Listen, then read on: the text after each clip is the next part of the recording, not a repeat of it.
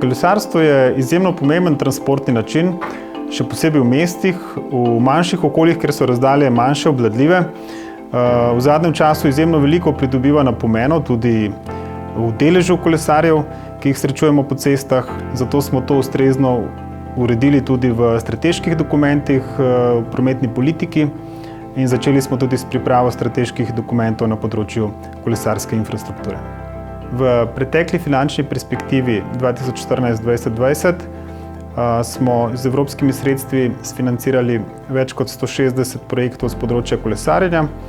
Med njimi lahko omenim same kolesarske povezave, teh je bilo okoli 500 km. Potem smo sofinancirali okoli 20 projektov za vzpostavitev sistema javne izposoje koles in več kot 200 parkirišč za kolesa. Iz lastnih izkušenj kot kolesar vidim, kaj vse je na terenu še treba izboljšati. Vidim včasih, da kolesarske poti ali pa kolesarske steze niso sklenjene, se zaključijo, tako da moraš zapeljati na cesto, pa potem nazaj na pločnik, tako da čaka nas še kar nekaj dela, da zadeve uredimo.